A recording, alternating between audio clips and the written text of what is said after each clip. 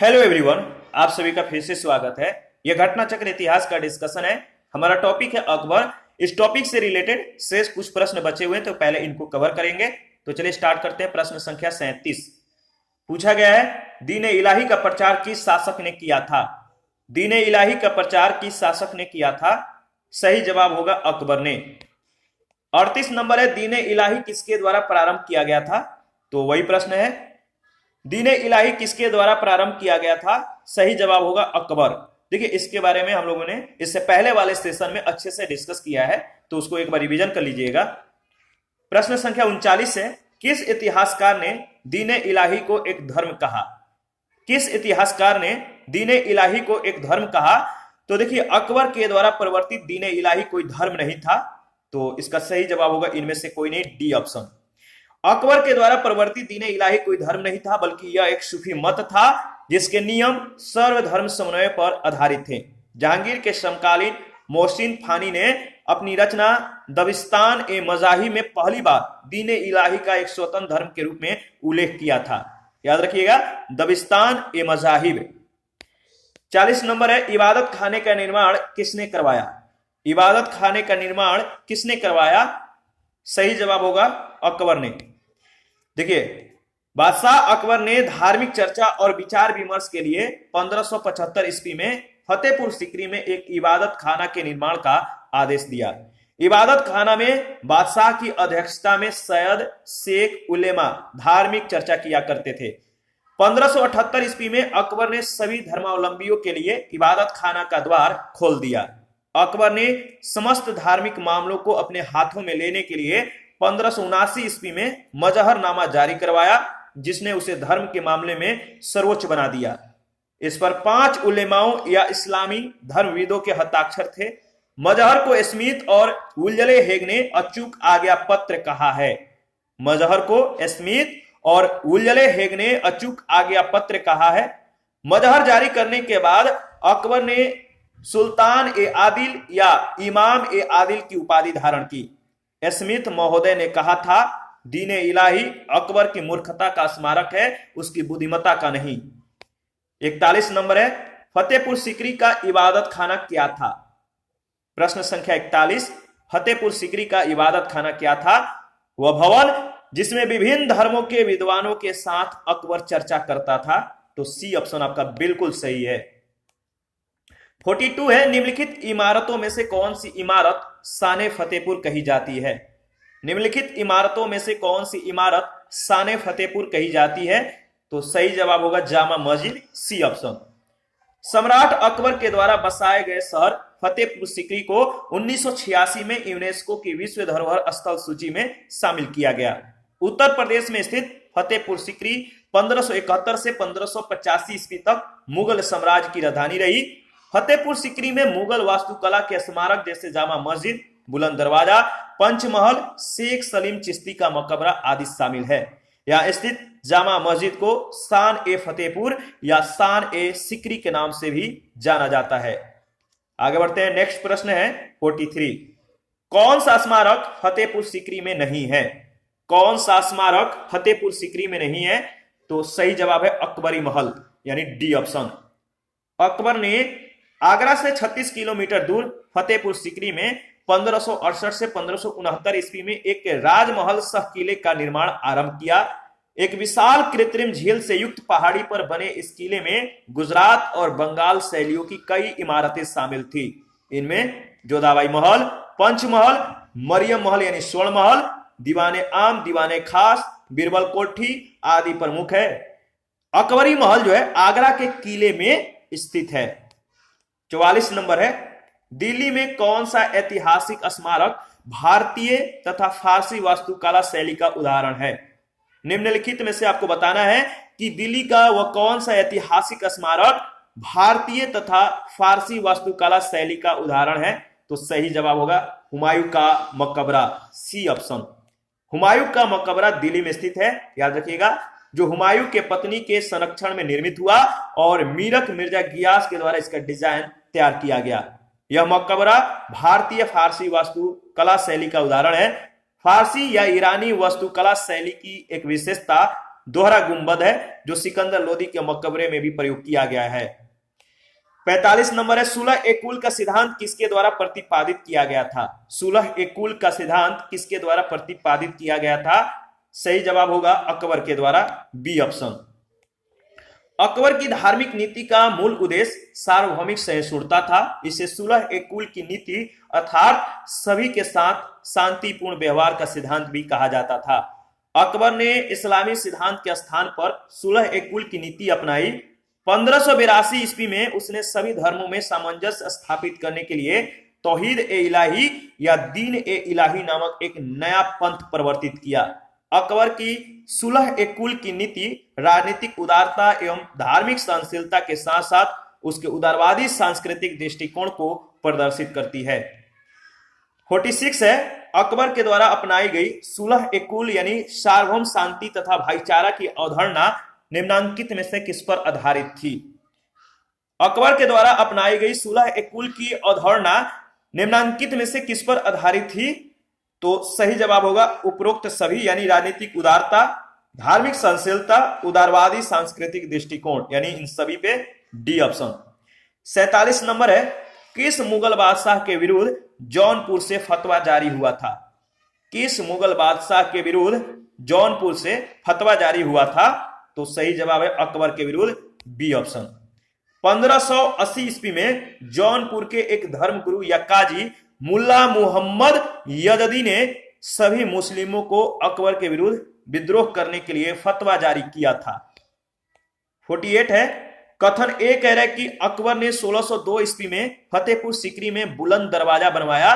कारण आर, यह निर्माण अकबर ने अपने पुत्र जहांगीर के जन्म के खुशी में बनवाया। देखिए इसका कथन ए जो है सही है, कारण जो आर दिया गया है बिल्कुल सही नहीं है, तो ए सही है, कारण आर जो है गलत है। अकबर ने सीकरी का निर्माण 1568 से 1569 ईस्वी में आरंभ करवाया था तथा बाद में गुजरात विजय के पश्चात इस नगरी को फतेहपुर सीकरी कहा जाने लगा। एक वर्ग के इतिहासकारों का जो मत है कि गुजरात विजय के उपलक्ष्य में सम्राट अकबर ने सीकरी के बुलंद दरवाजा का निर्माण विजय स्तंभ के रूप में कराया था, याद रखिएगा। आगे बढ़ते हैं, प्रश्न संख्या 49 है, निम्न में से किसका निर्माण अकबर ने करवाया था? निम्न में से किसका निर्माण अकबर ने करवाया था? तो सही जवाब होगा बुलंद दरवाजा। प्रश्न संख्या 50, निम्न में से किस मुगल सम्राट ने शिक्षा संबंधी सुधार किए थे? निम्न में से किस मुगल सम्राट ने शिक्षा संबंधी सुधार किए थे? तो सही जवाब होगा अकबर ने। देखिए मुगल साम्राज्य के अंतर्गत सामाजिक सांस्कृतिक गतिविधियों के विकास के साथ साथ शिक्षा संबंधी विषयों पर भी ध्यान दिया गया। शिक्षा संबंधी महत्वपूर्ण सुधार मुगल शासक अकबर के द्वारा किया गया। अकबर के शासनकाल में शिक्षा के प्रमुख महत्वपूर्ण केंद्र अजमेर, दिल्ली, सियालकोट, मुल्तान, इलाहाबाद, मुर्शिदाबाद आदि थे। इनमें छात्रों को मुफ्त यानी फ्री में एजुकेशन दी जाती थी, मुफ्त शिक्षा दी जाती थी। फारसी को राजभाषा का दर्जा प्राप्त था। निजामी शिक्षा पद्धति तत्कालीन समय में ख्याल शिक्षा प्रणाली थी। यद्यपि शिक्षा में महत्वपूर्ण सुधार करने वाला मुगल शासक अकबर स्वयं निरक्षर था, याद रखिएगा। 51 है, अकबर के द्वारा बनवाई गई श्रेष्ठतम इमारतें पाई जाती हैं। अकबर के द्वारा बनवाई गई श्रेष्ठतम इमारतें पाई जाती है फतेहपुर सीकरी में, डी ऑप्शन। अकबर के द्वारा बनवाई गई श्रेष्ठतम इमारतें फतेहपुर सीकरी में स्थित है। यहां स्थित प्रमुख इमारतों में दीवाने आम, दीवाने खास, कोषागार, ज्योतिषी की बैठक, पंचमहल, खास महल, तुर्की सुल्तान की कोठी, जोधाबाई का महल, हवा महल, मरियम की कोठी, बिरबल की कोठी आदि है। तुर्की सुल्तान का महल इतना सुंदर है कि पर्सी ब्राउन ने उसे स्थापत्य कला का मोती कहा है। 52 है, अकबर के द्वारा बनवाई गई कौन सी इमारत का नक्शा बौद्ध विहार की तरह है? अकबर के द्वारा बनवाई गई कौन सी इमारत का नक्शा बौद्ध विहार की तरह है? तो सही जवाब होगा पंचमहल यानी ए ऑप्शन, पंचमहल का। अकबर ने अपनी नवीन राजधानी फतेहपुर सीकरी में अनेक भवन बनवाए। पंचमहल पिरामिड के आकार का 5 महलों का भवन था और भारतीय बौद्ध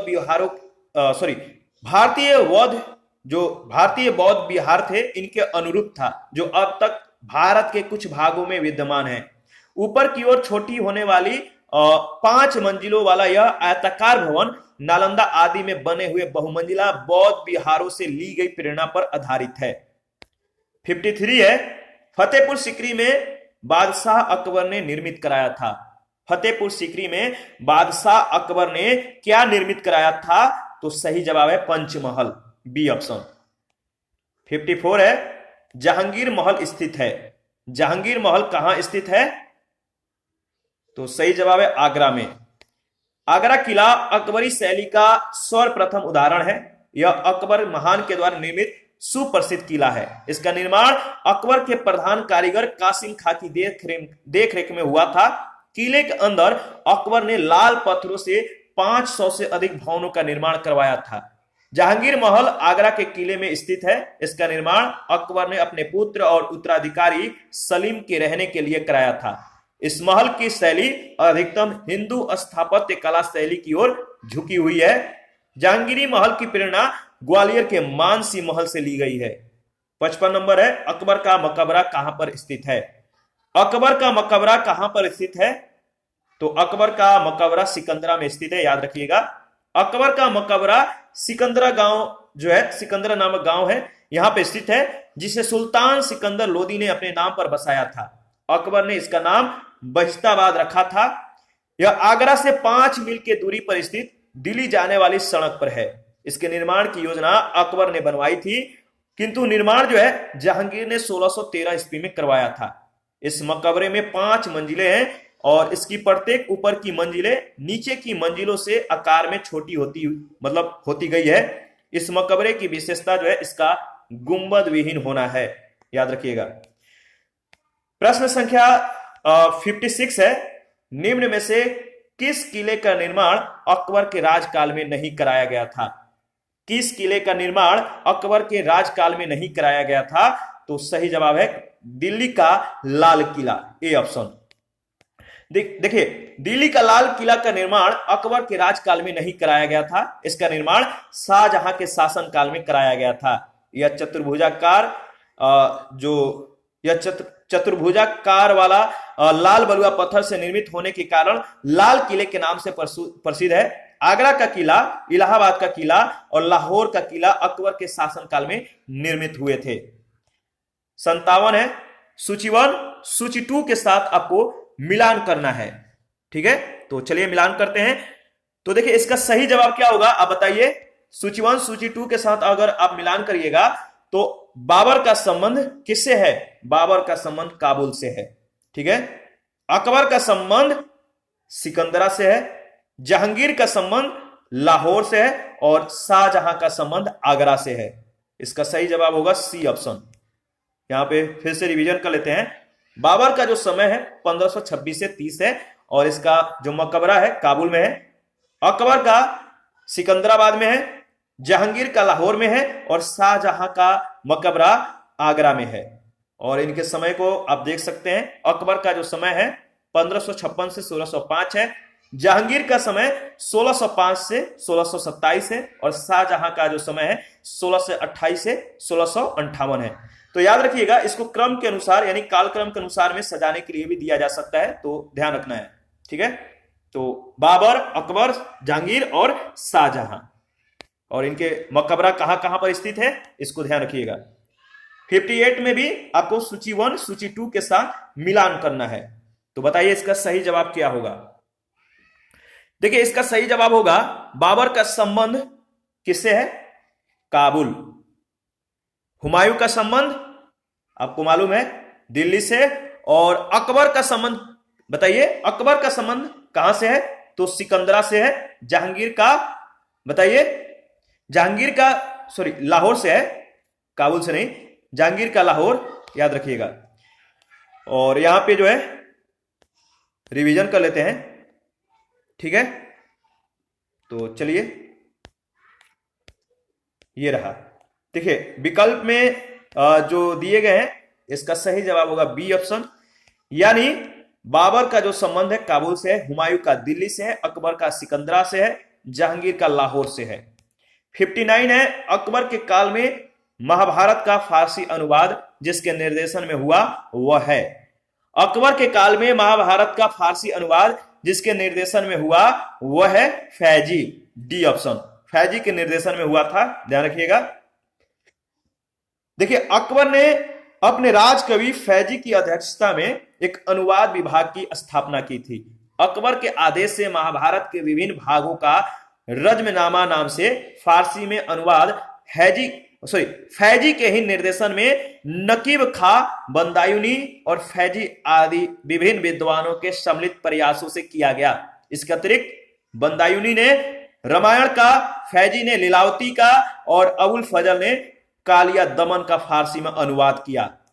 60 नंबर है, निम्नलिखित में से किसने महाभारत का फारसी में अनुवाद किया था? निम्नलिखित में से किसने महाभारत का फारसी में अनुवाद किया था? सही जवाब क्या होगा बताइए? सही जवाब है अब्दुल कादिर बंदायूनी, यानी ए ऑप्शन। और 61 है, महाभारत के फारसी अनुवाद का शीर्षक है। महाभारत के फारसी अनुवाद का शीर्षक है, क्या है? तो रज्मनामा, बी ऑप्शन, याद रखिएगा, इंपॉर्टेंट है। 62 है, 16वीं शताब्दी में संपन्न महाभारत का फारसी अनुवाद कहलाता है। 16वीं शताब्दी में संपन्न महाभारत का फारसी अनुवाद क्या कहलाता है? तो रज्मनामा, बी ऑप्शन। 63, रज्मनामा किस हिंदू ग्रंथ का फारसी अनुवाद है? रज्मनामा किस हिंदू ग्रंथ का फारसी अनुवाद है? तो सही जवाब होगा महाभारत का। 64 है, अकबर की इच्छानुसार किसने रामायण का फारसी में अनुवाद किया था? अकबर की इच्छा अनुसार किसने रामायण का फारसी में अनुवाद किया था? तो अब्दुल कादिर बंदायूनी, बी ऑप्शन। 65 है, निम्नलिखित में से किसने रामायण का फारसी भाषा में अनुवाद किया था? निम्नलिखित में से किसने रामायण का फारसी भाषा में अनुवाद किया था? तो सही जवाब है अब्दुल कादिर बंदायूनी, यानी डी ऑप्शन। और 66 है, सम्राट अकबर के द्वारा निम्न में से किसको जरी कलम की उपाधि प्रदान की गई थी? सम्राट अकबर के द्वारा निम्न में से किसको जरी कलम की उपाधि प्रदान की गई थी? तो सही जवाब है मोहम्मद हुसैन, ए ऑप्शन। अकबर के दरबार के प्रसिद्ध ग्रंथकर्ताओं जिनकी एक सूची जो है आईने अकबरी में मिलती है, सबसे प्रमुख कश्मीर का मोहम्मद हुसैन था, जिसे अकबर ने जरी कलम की उपाधि प्रदान की थी। प्रश्न संख्या 67, जैन साधु जो अकबर के दरबार में कुछ वर्ष रहा और जिसे जगत गुरु की उपाधि से सम्मानित किया गया वह था? जैन साधु जो अकबर के दरबार में कुछ वर्ष रहा और जिसे जगत गुरु की उपाधि से सम्मानित किया गया वह था हरविजय सूरी, बी ऑप्शन। हरविजय सूरी ही वह जैन साधु था जो अकबर के दरबार में कुछ वर्ष तक रहा, जिसे जगत गुरु की उपाधि से सम्मानित किया गया। 1582 ईस्वी में अकबर ने उक्त जैनाचार्य को जैन सिद्धांतों को समझने की इच्छा से आहूत किया था। इनकी विद्वता और चिंतन तथा विनम्रता से प्रभावित होकर अकबर ने कुछ दिनों के लिए मांस भक्षण बंद कर दिया था एवं पशु पक्षियों के वध पर भी रोक लगा दी थी। मुगल दरबार में एक अन्य विद्वान जिन चंद्र सूरी भी रहते थे, जिन्हें युग प्रधान की उपाधि प्रदान की गई थी। आगे बढ़ते हैं। 68, वह प्रसिद्ध जैन आचार्य कौन थे जिनको अकबर ने बहुत सम्मानित किया था? वह प्रसिद्ध जैन आचार्य कौन थे जिनको अकबर ने बहुत सम्मानित किया? तो सही जवाब है हरविजय सूरी, हरिविजय सूरी, ठीक है।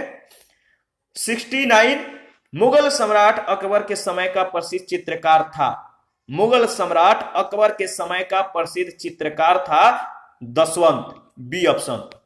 देखिए, अकबर कालीन चित्रकारों के नाम अबुल फजल ने अपनी आईने अकबरी में गिनाए हैं। दसवंत, बसावन, केशवलाल, मुकुंद, मिस्किन, जगन, महेश, खेमकरण, तारा, सावल, हरिवंश। दसवंत जो एक कहार का बेटा था, याद रखिएगा, दसवंत था एक कहार का बेटा था, और वे जो है मतलब कि इसके काम से, दसवंत के काम से अकबर इतना प्रभावित हुआ था कि उसने इसे अपने समय का पहला अग्रणी कलाकार बनने में सहयोग दिया, किंतु बाद में यह महान चित्रकार मानसिक रूप से विक्षिप्त हो गया और 1584 ईस्वी में इसने आत्महत्या कर ली। प्रश्न संख्या 70, इंग्लैंड की रानी एलिजाबेथ प्रथम का समकालीन भारतीय राजा था। इंग्लैंड की रानी एलिजाबेथ प्रथम का समकालीन भारतीय राजा कौन था? तो सही जवाब है अकबर था।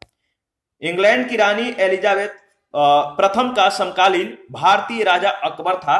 याद रखिएगा, दिसंबर 1600 ईस्वी में ईस्ट इंडिया कंपनी की स्थापना के समय इंग्लैंड की रानी एलिजाबेथ थी। भारत में उस समय अकबर, यानी इसका जो समय है 1556 से 1605 ईस्वी है, तो भारत में उस समय अकबर का शासन था। एलिजाबेथ प्रथम का शासनकाल 1558 से 1603 ईस्वी था। 71 है, भारत में किसके शासनकाल में इंग्लिश ईस्ट इंडिया कंपनी का गठन हुआ? भारत में किसके शासनकाल में इंग्लिश ईस्ट इंडिया कंपनी का गठन हुआ? तो सही जवाब है अकबर। किसके शासनकाल में? अकबर के शासनकाल में। 72, जिस मध्यकालीन भारतीय लेखक ने अमेरिका की खोज का उल्लेख किया है वह है। जिस मध्यकालीन भारतीय लेखक ने अमेरिका की खोज का उल्लेख किया है वह है अबुल फजल। डी ऑप्शन, अबुल फजल। मुगल कालीन विद्वान अबुल फजल ने अमेरिका की खोज का उल्लेख किया है। 73 है, अकबर के दरबार में आने वाला पहला अंग्रेज व्यक्ति था। अकबर के दरबार में आने वाला पहला अंग्रेज व्यक्ति कौन था? आपको बताना है। सही जवाब है रॉल्फ फिंच। रॉल्फ फिंच, याद रखिएगा। देखिए, रॉल्फ फिंच फतेहपुर सीकरी और आगरा पहुंचने वाला वह पहला अंग्रेज व्यापारी था और इसने भारत के विभिन्न भागों में भ्रमण करते हुए अनेक स्थानों का अवलोकन किया। 16वीं सदी के भारतीय व्यापारिक तथा नगर केंद्रों के बारे में मूल्यवान विवरण प्रस्तुत किया। 74 है, अकबर के शासनकाल की निम्नलिखित घटनाओं को कालानुक्रम अनुसार व्यवस्थित कीजिए। अकबर के शासनकाल के निम्नलिखित घटनाओं को उनके कालानुक्रम अनुसार व्यवस्थित कीजिए। बताइए इसका सही जवाब क्या होगा? तो देखिए, इसका सही जवाब है, बताइए, सही जवाब है ए ऑप्शन, जजिया की समाप्ति, इबादत खाना का निर्माण, मजहर पर हस्ताक्षर, इसके बाद दीन इलाही की स्थापना। तो ए ऑप्शन बिल्कुल सही है। अकबर ने जजिया कर की समाप्ति 1564 ईस्वी में की। उसने फतेहपुर सीकरी में 1575 ईस्वी में इबादत खाने की स्थापना की, जिसका उद्देश्य दार्शनिक और धार्मिक विषयों पर वाद विवाद करना था। अकबर ने समस्त धार्मिक मामलों को अपने हाथों में लेने के लिए 1579 ईस्वी में मजहरनामा की घोषणा की। यह मजहरनामा अबुल फजल के पिता शेख मुबारक ने तैयार किया था। अकबर ने सभी धर्मों में सामंजस्य स्थापित करने के लिए 1582 ईस्वी में तौहीद ए इलाही यानी दैवी एकेश्वरवाद की स्थापना की। याद रखिएगा। 75, अकबर ने बंगाल तथा बिहार को मुगल साम्राज्य में कब मिलाया? अकबर ने बंगाल और बिहार को मुगल साम्राज्य में मिलाया 1576 ईस्वी में। 1576। देखिए, 1572 ईस्वी में सुलेमान कारा रानी के मृत्यु के बाद उसका पुत्र दाऊद खां गद्दी पर बैठा। दाऊद खां ने अपने को स्वतंत्र घोषित कर पटना के मुगल किले पर जो है आक्रमण किया। अकबर ने मुनीम खां को दाऊद पर आक्रमण करने और बिहार को जीतने का आदेश दिया। मुनीम खां ने दाऊद को एक युद्ध में पराजित किया तथा 1574 ईस्वी में बिहार पर मुगलों का आधिपत्य हो गया। पराजित होने के बाद दाऊद बंगाल भाग गया, किंतु 12 मार्च 1576 को टोडरमल, मुजफ्फर खां और हुसैन कुली खां ने मिलकर दाऊद को पूर्णतः पराजित किया और इस प्रकार 1576 ईस्वी में बंगाल तथा बिहार को पूर्ण रूप से मुगल साम्राज्य में मिला लिया गया। ठीक है, और इसी के साथ आज का सेशन समाप्त करते हैं। नेक्स्ट सेशन में जहांगीर के बारे में डिस्कस करेंगे। आप अपना प्रतिक्रिया जरूर दीजिए। आपके प्रतिक्रियाओं का हमें बेसब्री से इंतजार रहता है। जिन लोगों ने Telegram channel, Telegram quiz group, Facebook page, Instagram को ज्वाइन नहीं किया है तो इसका लिंक वीडियो के डिस्क्रिप्शन बॉक्स में है, आप ज्वाइन कर सकते हैं। और घटना चक्र का पीडीएफ हमारे पास अवेलेबल है, अगर आपको जरूरत है तो आप हमें कमेंट कर सकते हैं। थैंक यू, मिलते हैं नेक्स्ट सेशन में।